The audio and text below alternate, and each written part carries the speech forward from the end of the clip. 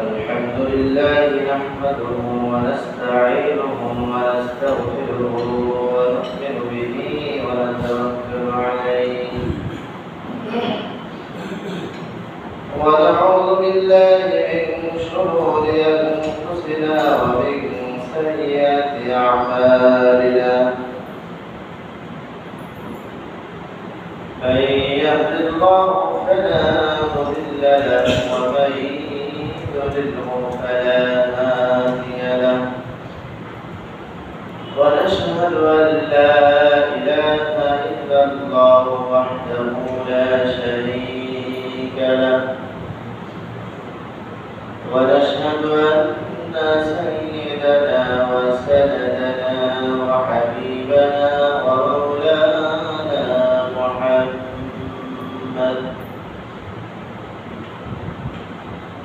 الذي أرسله بالحق بشيرا ونذيرا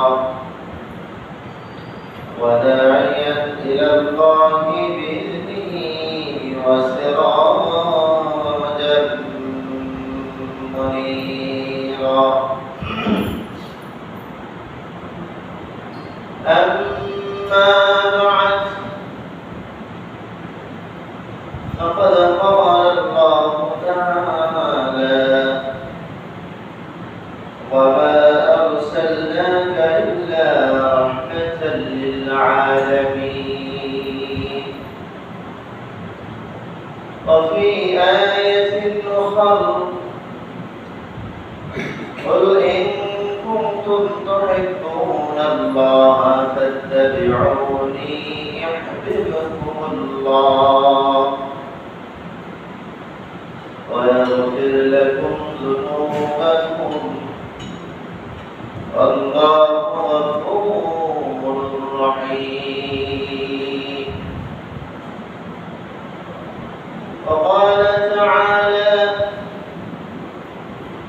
ورفعنا لك ذكرك وقال رسول الله صلى الله عليه وسلم كل أمتي يدخلون الجنة إلا من أبى قيل ومن أبى يا رسول الله قال من أطعني دخل الجنة ومن عصاني فقد أبى وقال رسول الله صلى الله عليه وسلم من أحب سنتي فقد أحبني ومن أحبني كان معي في الجنة أو كما قال عليه الصلاة والتسليم إن الله وملائكته يصلون على النبي يا أيها الذين آمنوا صلوا عليه وسلموا تسليما اللهم صل على محمد وعلى آل محمد كما صليت على إبراهيم وعلى آل إبراهيم إنك حميد مجيد اللهم بارك على محمد وعلى آل محمد كما باركت على إبراهيم وعلى آل إبراهيم إنك حميد مجيد بلغ العلا بكماله كشف الدجى بجماله حسنت جميع خصاله صلوا عليه وآله رہے میرے مسکن حوالی کعبہ بنے میرے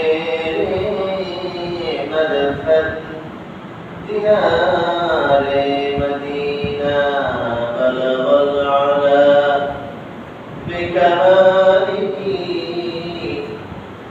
كشف الدجى بجماله حسنت جميع خصاله صلوا عليه وآله سبحانك لا علم لنا إلا ما علمتنا إنك أنت العليم الحكيم الحمد لله الله سبحانه وتعالى দরবারে সর্বপ্রথম কালেমাতে শুকর আদায় করছি যে মহান রব্বুল ইজ্জত ওয়াল জালাল পবিত্র মাহে রবিউল আউয়ালের প্রথম জুমার নামাজ পড়ার জন্য বিভিন্ন অঞ্চল বিভিন্ন এলাকা থেকে বিভিন্ন ঘর থেকে ফরাগাত হয়ে আমাদেরকে আসার তৌফিক যে আল্লাহ তাআলা করলেন সেই মহান স্রষ্টা ইলাহির দরবারে সকলে বলছি আলহামদুলিল্লাহ। রব্বুল ইজ্জত ওয়াল জালাল গত জুমা থেকে আজ জুমা পর্যন্ত লম্বা একটা হায়াত আমাদেরকে দিয়েছে। এক সপ্তাহের মধ্যে বহু মানুষের ইন্তেকাল বিভিন্ন ভাবে হয়েছে, যার তকদির যেভাবে লেখা ছিল সেভাবেই তার ইন্তেকাল হয়েছে। রোড অ্যাক্সিডেন্ট, পানিতে ডুবে মরা, স্ট্রোক, বিভিন্ন যার যেভাবে মওতের কথা ছিল ঠিক সেভাবেই তার মওতটা হয়েছে। আল্লাহ সুবহানাহু ওয়া তাআলা আমাদেরকে মহব্বত করে ভালোবেসে আরো লম্বা হায়াত দিয়েছেন। 100 হায়াত আমরা তো পেয়েছি কমাসম। এই জন্য সে মহান রব্বুল ইজ্জত ওয়াল জালালের দরবারে প্রাণ ভরে বলছি আলহামদুলিল্লাহ। দরুদ ও সালাম মানবতার দিশারি সাইয়্যিদুল কাওনাইন আমার আপনার সকলের প্রাণ প্রিয় মানুষ আল্লাহ তাআলার প্যারা দোস্ত নবী কুলের শিরোমণি সমস্ত আম্বিয়া আলাইহিস সালামের সরদার জনাব মুহাম্মদ রাসূলুল্লাহ সাল্লাল্লাহু আলাইহি ওয়াসাল্লাম। সম্মানিত হাজিরিন, মাহে রবিউল আউয়াল শুরু হয়েছে আরবি মাসের অন্যতম একটি মাস এবং প্রথম জুমা। আরবি মাসের রবিউল আউয়াল মাসের প্রথম জুমা এবং দ্বিতীয় তারিখ। আসলে জুমার দিন তো অত্যন্ত গুরুত্বপূর্ণ, ফজিলতপূর্ণ, কিন্তু আমার কাছে আপনার কাছে একটু কম মনে হয়, যার কারণে আমাদের আসতে দেরি হয়, আমাদের আসা সর্বশেষ আর যাওয়া হয় সবার আগে। এমন একটা পরিস্থিতির অবস্থা দেখা যায় প্রায় মসজিদের মধ্যে। আসলে তো ইমানদারের একটা গুণ হলো মসজিদে আগে আসা, দেরিতে যাওয়া। এটা অন্যতম একটি সিফাত। জুমার দিন হলো সাইয়্যিদুল আইয়াম, সারা সপ্তাহের মধ্যে শ্রেষ্ঠতম দিন হলো জুমার দিন। জুমার দিনকে বলা হয় ঈদের দিন। ইহুদ, নাসারা, বৌদ্ধ, খ্রিস্টান যারা আছে তাদের একটা ঈদের দিন আছে। যারা ইহুদি তাদের ঈদের দিন হলো শনিবার, যারা নাসারা তাদের মহা খুশির দিন হলো রবিবার। তো সাহাবায়ে কেরাম রাদিয়াল্লাহু তাআলা আনহুম এই অবস্থা দেখে রাসূল আকরাম সাল্লাল্লাহু আলাইহি ওয়াসাল্লামকে বলেন যে আমাদের একটা ঈদের দিন প্রয়োজন, সপ্তাহে একটা ঈদের দিন প্রয়োজন। বছরে তো আমাদের দুটো ঈদ আসে।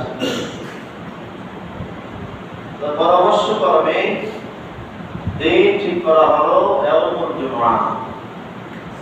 জুমার দিন হলো ঈদের দিন, মহা আনন্দের দিন, খুশির দিন। আল্লাহ তাআলা এই জুমাকে এত মঞ্জুর করেছেন, এত কবুল করেছেন। জুমা নামে একটা সূরা নাযিল হয়েছে, সূরাতুল জুমআ। সূরাতুল জুমআর মধ্যে আল্লাহ তাআলা খুসুসান একটা আয়াত জুমার আযান কেন্দ্রিক, জুমার নামাজ কেন্দ্রিক করে নাযিল করেছেন। ইয়া আইয়ুহাল্লাযীনা আমানু ইযা নুদিয়া লিস-সালাহ, হে ইমানদারগণ, যখন জুমার দিন মসজিদ থেকে নেদা দেওয়া হয়, ডাক দেওয়া হয়, নুদিয়া লিস-সালাহ, যখন তোমাদেরকে আহ্বান করা হয় নামাজের জন্য, নামাজের দিকে, ফাসআউ, তোমরা দৌড়ায় আসো, তাড়াতাড়ি চলে আসো। ওয়াজারুল বাই'a, তোমাদের বেচাকেনা সব বন্ধ করে, দুনিয়ার সব কর্ম ফেলে রেখে তোমরা মসজিদের দিকে, নামাজের দিকে চলে আসো। এই ঘোষণা প্রত্যেক মসজিদে বাংলাদেশে অসংখ্য অগণিত মহল্লায় মহল্লায়, রোডে রোডে মসজিদ আছে। সব মসজিদ থেকে একই আওয়াজ আসছে, আল্লাহু আকবার, আল্লাহু আকবার। আল্লাহ সবচেয়ে বড়, আল্লাহ সবচেয়ে বড়। আযান হওয়ার পরে যারা কাজ করবে, আযান কানে আসার পরে যারা বেচাকেনা করবে, তাদের এই কাজ অবৈধ হবে। আল্লাহ তাআলা বললেন, আমি বড়, আমি বড়। আযানের পর যদি বেচাকেনা হয়, তাহলে আমার বেচাকেনা বড় হয়ে গেল।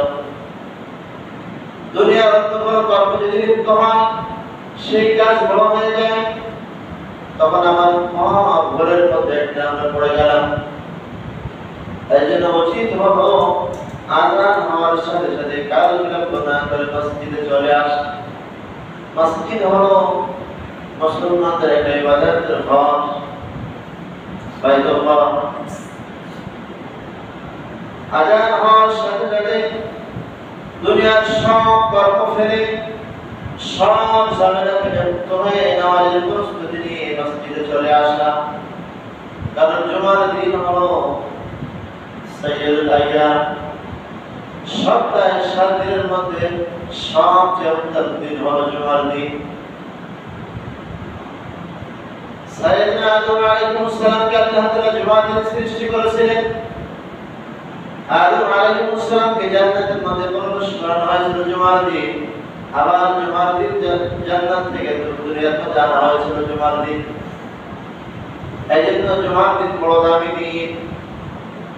রাসূল আকরাম সাল্লাল্লাহু আলাইহি ওয়াসাল্লাম বলেন, যখন দুনিয়া শেষ হয়ে যাবে, কুল কায়নাত যখন শেষ হয়ে যাবে, কিয়ামত শুরু হবে, এই কিয়ামতের শুরুর দিন হবে জুমার দিন।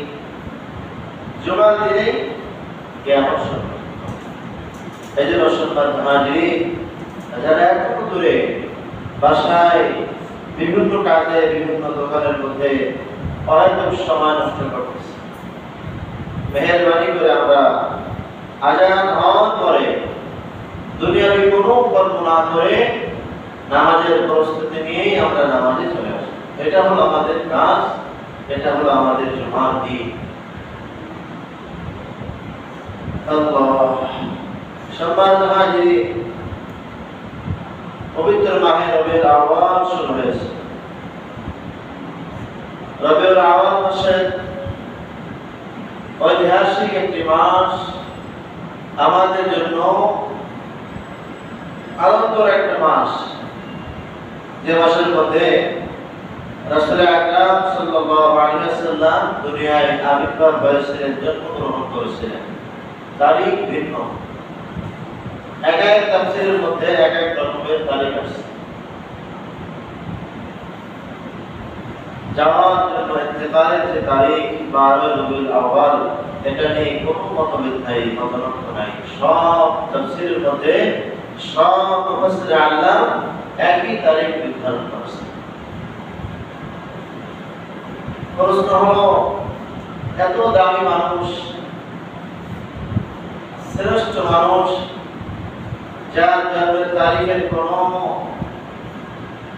নির্দিষ্ট সংখ্যা নাই, জন্মের তারিখের এটা কিছু না, তারিখে কিছু করতে হবে এটা সম্পূর্ণ ভ্রান্ত কথা। যদি জন্মদিন বলে কিছু থাকতো তো শ্রেষ্ঠ মহামানব, শ্রেষ্ঠ নবী, তার জন্মের তারিখটাকে অবশ্য সুন্দর করে লিপিবদ্ধ করে রাখা হতো। দামি মানুষ, আল্লাহ তাআলার সবচেয়ে প্যারা খাস মাহবুব নবী, তার জন্মের তারিখটাও পর্যন্ত নির্দিষ্ট না। তার মানে জন্মদিন উৎসব এটা কিছুই না, মূল্যহীন। এটা পালন করা বেদাত, গুনাহের কাজ। রাসূল আকরাম সাল্লাল্লাহু আলাইহি ওয়াসাল্লাম রবিউল আউয়াল মাসে 8, 10, 12 বিভিন্ন তারিখ লেখা হয়েছে। তবে পরিশুদ্ধ মত হলো রবিউল আউয়াল মাসেই রাসূল আকরাম সাল্লাল্লাহু আলাইহি ওয়াসাল্লাম দুনিয়ার মধ্যে আসছেন। আবার রবিউল আউয়াল মাসেই 12ই রবিউল আউয়াল তিনি ইন্তেকাল করেছেন। রাসূল বরকতের নবী, রহমতের নবী, দোজাহানের বাদশা, আল্লাহ তাআলা দুনিয়ার মধ্যে কিভাবে পাঠালেন, কত বরকতময় জায়গা। মক্কায় যার জন্ম হয়েছে, মদিনায় জন্ম হয়েছে, মক্কা মদিনার প্রত্যেকটা জায়গায় যেন বরকত তার বরকত। তায়েফের মধ্যে আরো বরকত,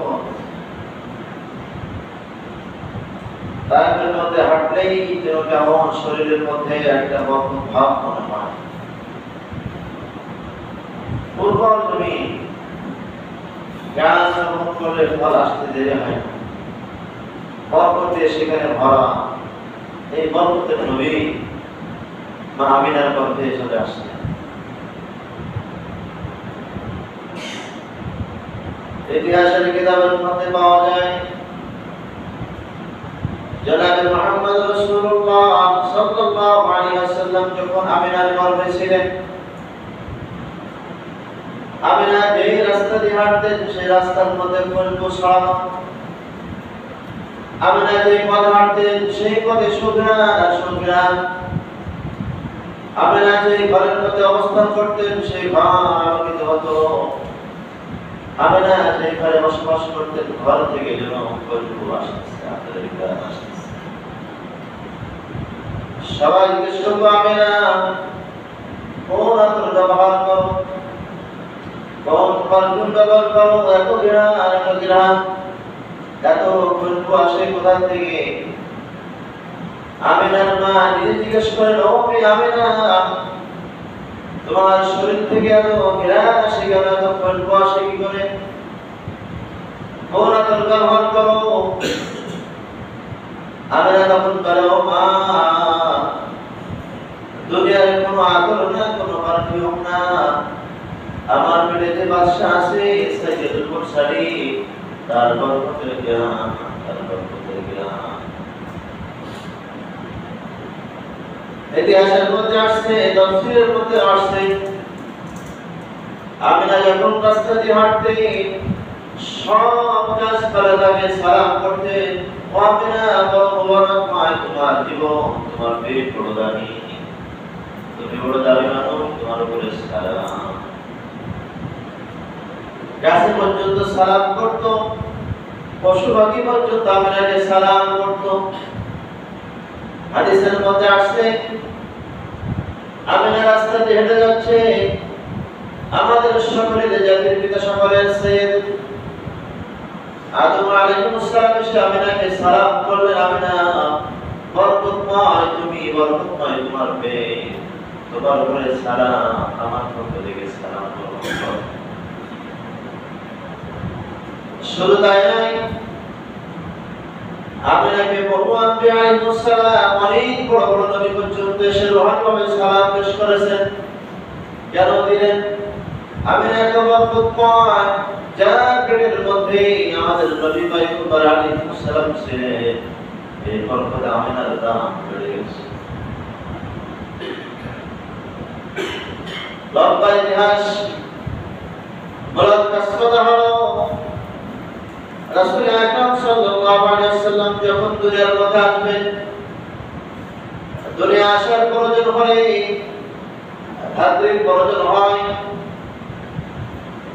মহিলাদের প্রয়োজন হয়।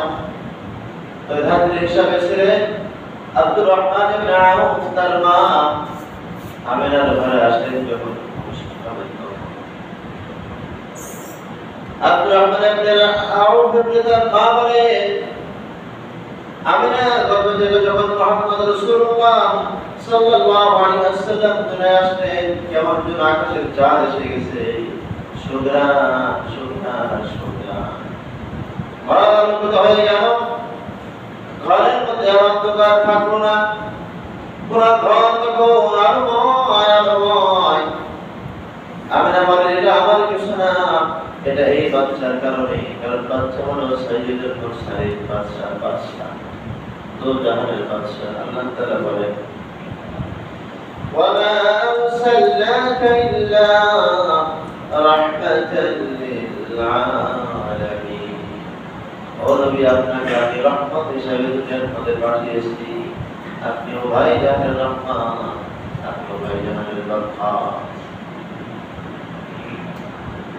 রাসূল আকরাম সাল্লাল্লাহু আলাইহি ওয়াসাল্লামকে মহব্বত করলে তার ভালোবাসা পাওয়া যায়। নবীকে মহব্বত করলে, নবীর সুন্নাত অনুসরণ করলে তাকে ভালোবাসা হয়।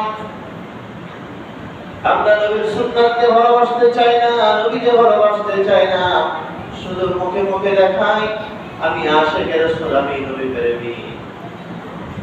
এজন্য আমাদের সমাজে দুনিয়ার মধ্যে দেখবেন অনেক সম্প্রদায়ের আসছে, বিভিন্ন আলোচনা মাহফিল করে, বিভিন্ন ব্যানার বেষ্টনী করে ঈদ মিলাদুল উদযাপন করতে চায়, অনেক আলোচনা সভা করে।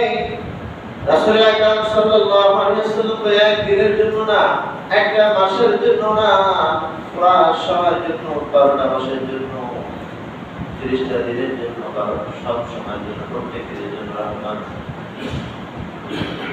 আল্লাহ রাসূলকে মহব্বত করেছেন সাহাবা। রাসূল আকরাম সাল্লাল্লাহু আলাইহি ওয়াসাল্লামকে নিজের আমল, জান, মাল, ইজ্জত সব, নিজের ছেলে মেয়ে থেকেও রাসূলকে বেশি ভালোবাসতেন সাহাবারা। সাহাবাদের কবর দেখলেও মনের মধ্যে মজা লাগে, স্বাদ লাগে, মনটা শীতল মনে হয় সাহাবাদের কবর দেখলে। লক্ষ লক্ষ মানুষ এখনো পর্যন্ত সাহাবাদের কবরের পাশে গিয়ে দোয়া করে। এই জন্য সাহাবা এত দামি কেন? রাসূল আকরাম সাল্লাল্লাহু আলাইহি ওয়াসাল্লাম বলেন, কুল্লু উম্মতি ইয়াদখুলুনাল জান্নাতা ইল্লা মান আবা। আমার সব উম্মত জান্নাতে যাবে, কিন্তু যে অস্বীকার করবে। রাসূল আকরাম সাল্লাল্লাহু আলাইহি ওয়াসাল্লাম বলেন, কুল্লু উম্মতি ইয়াদখুলুনাল জান্নাতা ইল্লা মান আবা। قيل ومن أبى يا رسول الله؟ قال من أطاعني دخل الجنة ومن عصاني فقد أبى। রাসূল আকরাম সাল্লাল্লাহু আলাইহি ওয়াসাল্লাম বলেন, আমার সব উম্মত জান্নাতের মধ্যে প্রবেশ করবে, কিন্তু যে অস্বীকার করে। সাহাবারা বলেন, ইয়া রাসূলুল্লাহ, ইয়া হাবিবাল্লাহ, জান্নাতে যেতে গিয়ে অস্বীকার করে, কে না জান্নাতে যেতে চায়? সকলে তো জান্নাত চায়, সবাই তো জান্নাতে যেতে চায়। রাসূল বলেন না, ক্বালা মান আতানি, যারা আমাকে অনুসরণ করবে, আমার পেট মেনে নেবে, যারা আমার সুন্নাতকে মহব্বত করবে, যারা আমি নবী আমার আদর্শকে যারা মনে প্রাণে মেনে নেবে, তারা আমাকে অনুসরণ করলো, তাহলে জান্নাত, তারা জান্নাতে প্রবেশ করবে।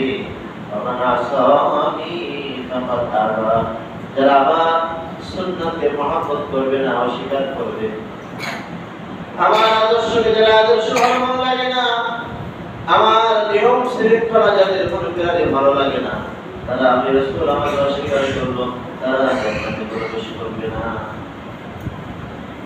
সম্মানিত হাজিরিন, এই জন্য আমাদের সকলের প্রাণের দাবি আমরা সবাই জান্নাতবাসী হতে চাই, জান্নাতে যেতে চাই, কিন্তু আমাদের নবী প্রেমিক কম, নবীর সুন্নাত আমার জিন্দেগির মধ্যে কম।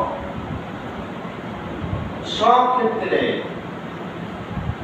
ব্যক্তিগত জীবন, সামাজিক জীবন, অর্থনৈতিক জীবন, রাষ্ট্রীয় জীবন, সব জীবনের মধ্যে রাসূলের আদর্শ মেনে নেওয়া। রাসূলের আদর্শ মেনে সাহাবা کرام ধন্য হয়েছেন। রাসূলকে মহব্বতের কারণে আসমানের সব ফেরেশতারা সাহাবাদেরকে সম্মান করত, সালাম করত, তাদেরকে খুব নজরে দেখত। অন্যতম এক সাহাবী ছিলেন হযরত সাদ রাদিয়াল্লাহু তাআলা। রাসূলের জরুর কদর একজন সাহাবী সাদ রাদিয়াল্লাহু তাআলা জিহাদের ময়দানে যুদ্ধের মধ্যে যুদ্ধে নিলিপ্ত। রাসূল পাঠালেন, যাও সাদ, সাহাবাদেরকে নিয়ে, শহীদদেরকে নিয়ে যুদ্ধের ময়দানে কাফেরদের মোকাবেলায় যুদ্ধ করো। যুদ্ধ করতে করতে সাদ আহত হয়ে গেলেন, তার গায়ে লাগলো, ক্ষতবিক্ষত হয়ে গেল। এক পর্যায়ে সাদ রাদিয়াল্লাহু তাআলা আনহুর ইন্তেকাল হয়ে গেল। রাসূল তখন মসজিদের মধ্যে, জিবরাইল আলাইহিস সালাম এসে বলে, ইয়া রাসূলুল্লাহ, ইয়া হাবিবাল্লাহ, আজ আপনার কোন সাহাবার ইন্তেকাল হয়েছে? রাসূল বলেন, কেন? বলে, আসমানের মধ্যে একটা খুশ, আসমানের মধ্যে একটা আনন্দ মিছিল হচ্ছে। রাসূল বলেন, কেন? বলে, আসমানের মধ্যে, আরশের মধ্যে সেই সাহাবার নাম ধরে ধরে মিছিল হচ্ছে, আনন্দ মিছিল হচ্ছে, আর সবাই লাফালাফি করতেছেন, সব খুশি হয়েছে। রাসূল সাল্লাল্লাহু আলাইহি ওয়াসাল্লাম বলেন, ভাবলেন, নিশ্চয়ই আমার সাদ ইন্তেকাল হয়েছে। তাড়াতাড়ি মসজিদ থেকে হয়ে সাদের বাসার দিকে যাচ্ছে। আল্লাহ রাসূল একটু জোরে হাঁটতেছেন, আর সাহাবারা পিছনে দৌড়াইতেছে, খুব দৌড়াইতেছে, কষ্ট হচ্ছে। হাদিসের মধ্যে আসছে, আল্লামা তারিক জামাল সাহেব লেখছেন কিতাবের মধ্যে, যে সাহাবাদের জুতা ফিতা খুব ছেড়ে যাওয়ার মতো, জুতাগুলো নষ্ট হওয়ার মতো এমন ভাবে তারা দৌড়াইতেছে। সাহাবারা বলেন, ইয়া রাসূলুল্লাহ, একটু আস্তে হাঁটেন, আমাদের কষ্ট হয়। আল্লাহ রাসূল কিন্তু একটু জোরে হাঁটতেছে, আর সাহাবারা দৌড়াইতেছে। রাসূল বলেন, সাহাবারা খুব তাড়াতাড়ি আসো, আমার সাদের ইন্তেকাল হয়ে গেছে। আমরা যদি জাতির ধনী হয়, আমাদের পৌঁছাতে যদি সময় লাগে, আসমানের ফেরেশতারা সাদকে গোসল দিয়ে দিবে, আমরা গোসল করার থেকে বঞ্চিত হয়ে যাব। বরকতময় সাহাবীর গোসল না দিলে আমরাও বরকত পেয়ে যাব। এই যে রাসূল সহ বিশাল একটা জামাত হযরত সাদ রাদিয়াল্লাহু তাআলা আনহুর বাড়ি থেকে যাচ্ছেন। যাইতে যাইতে দেখেন সাদের বাড়ির মধ্যে কোনো লোকজন নাই, শুধু লাশ পড়ে আছে। সাদের লাশ বাসার মধ্যে আছে, সবাই দাঁড়ানো। রাসূল আকরাম সাল্লাল্লাহু আলাইহি ওয়াসাল্লাম সাদের বাড়ি ঢুকতেছেন সালাম দিয়ে, এমন ভাবে যাচ্ছে যেরকম অনেক ভিড়ের মধ্যে যদি কেউ সামনে আসতে চায়, সে খুব এদিক সেদিক করে পা ফেলায় ফেলায় এরপর কিন্তু আসে। রাসূল আকরাম সাল্লাল্লাহু আলাইহি ওয়াসাল্লাম ঠিক ওইভাবেই পা কোথাও মাথা, কোথাও অর্ধেক পা ফেলে ফেলে সামনে আগাইছে। যে হযরত সাদ রাদিয়াল্লাহু তাআলা ওর মাথার কাছে যে রাসূল বসে গেছে, দোয়া করতেছে। আল্লাহ, সাহাবারা বলেন, ইয়া রাসূলুল্লাহ, ইয়া হাবিবাল্লাহ, আপনি যেভাবে হাঁটলেন, এখানে তো কোনো লোকজন নাই, আপনি সুন্দরভাবে হেঁটে আসতে পারতেন। আপনি কোথাও পা অন্যান্য ফেলালেন, কোথাও পায়ের মাথা, কোথাও আপনি এভাবে করে করে যাচ্ছেন। রাসূল আকরাম সাল্লাল্লাহু আলাইহি ওয়াসাল্লাম বলেন, সাহাবারা, আমার সাদ যখন ইন্তেকাল হয়ে গেল, গোটা আসমান থেকে ফেরেশতাদের বিশাল বিশাল জামাত আসতেছে। আমার ফেরেশতারা এই সব সাদের বাড়ির মধ্যে বসা, তোমরা দেখো না, আমি তো দেখি। এই জন্য তাদেরকে আস্তে আস্তে সরাই সরাই আমি সাদের কাছে পর্যন্ত এসে গেলাম। তাহলে জীবনটা এমন গঠন করতে হবে যে জীবন মরার সাথে সাথে যেন আমার খবর চলে আসে। এই যে সাহাবারা দাবি কেন? সাহাবারা রাসূলকে মানছে, মানার মতো মানছে। সামি'না ওয়া আতা'না, শোনা মাত্রই মানছে। আমাদের তো মানার অনেক পিছনে আমরা অনেক জানি, অনেক হাদিসের কথা আমরা জানি, মানি না। জানার কোনো দাম না যদি না মানা হয়। রাসূল আকরাম সাল্লাল্লাহু আলাইহি ওয়াসাল্লাম বলেন, সাহাবারা আসো, সাদকে গোসল দিয়ে কাফন পরায় দাফন করতে হবে, কবর অর্জন করতে হবে। এজন্য সাহাবারা দাবি হলো শুধুমাত্র রাসূলকে মুহাব্বতের কারণে। আল্লাহ রাসূল বলেন, কুল্লু উম্মতি ইয়াদখুলুনাল জান্নাতা ইল্লা মান আবা, ইলা মান আবা ইয়া রাসূলুল্লাহ। আমার সব উম্মত জান্নাতে যাবে, আমার সব উম্মত জান্নাতে প্রবেশ করবে, শুধু যে অস্বীকার করলো। জান্নাতে যাওয়াকে অস্বীকার করে রাসূল বলেন, আমার আসাদি, যে আমাকে মানবে না, আমার সঙ্গে যার শত্রুতা হবে। আমি নবী তার রাষ্ট্রীয় জীবন, তার পারিবারিক জীবন, তার সামাজিক জীবন, সব জীবন যদি সে আমার আদর্শকে মেনে না নেয়, তাহলে সে আমাকে অনুসরণ করলো না, আমার সঙ্গে বিদ্রোহ করলো। এই বিদ্রোহ করার মানেই হলো মানে আসাদি, অস্বীকার করা, না মানা মোহাম্মদ আবা, সে অস্বীকার করলো। এই যে সম্মানিত হাজির, আল্লাহ তাআলা বলেন, কুল কুনতুম তুহিব্বুনাল্লাহ ফাত্তাবিউনি ইউহিব্বুকুমুল্লাহ ওয়া ইয়াগফির লাকুম যুনুবাকুম আল্লাহু গফুরুর রহিম। ও নবী, আপনি আপনার উম্মতকে বলবেন, তারা যদি আমাকে আল্লাহ তাআলাকে পাইতে চায়, আমি আল্লাহ তাআলার সঙ্গে যদি তারা সম্পর্ক করতে চায়, আল্লাহ তাআলার সঙ্গে যদি তাদের গভীর সম্পর্ক তারা করতে চায়, তাহলে